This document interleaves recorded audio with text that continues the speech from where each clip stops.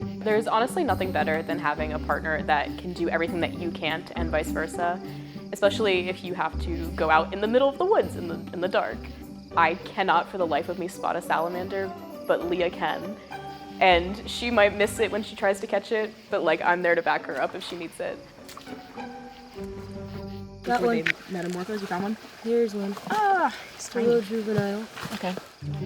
Our independent research project is looking at the connection between the genetic makeup of male Blue Ridge two-line salamanders and their reproductive behavior and their larval period and seeing if there's connections between those things. We're looking at the larval stages, trying to see if the time spent in the larval stage determines which reproductive tactic they turn to.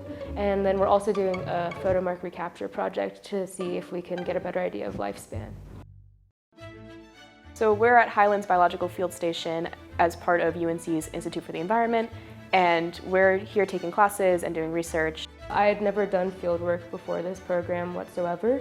I did a creek week in 8th grade. We splashed around in the creek, not like anything really scientific. I think fieldwork was a lot more tangible when I was actually here doing it. I think in my head, I thought fieldwork would be us like bushwhacking all day and really gruesome work. But it's actually been really fun.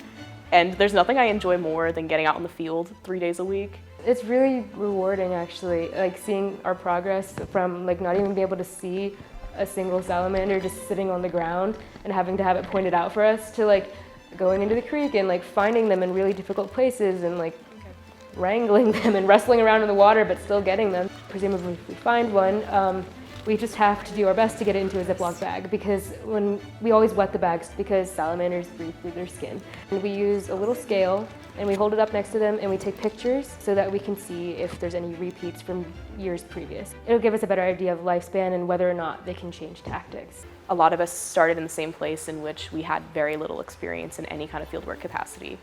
And we all started from essentially square one. And we all picked up so fast in being able to do field work and get comfortable being outside and putting your hands in mysterious places in a stream in the dark. It's definitely a little horrifying to know that you're doing a project with someone who's essentially a total stranger and you know that you're gonna have to write like a 10-page paper with them. That's really scary, especially when you don't know like if they know more than you or if they're gonna be good at stuff and you don't know if you're good at anything. It's really scary to try and figure that out. I don't know if it was just pure luck or because we have similar interests, but I think it really came together.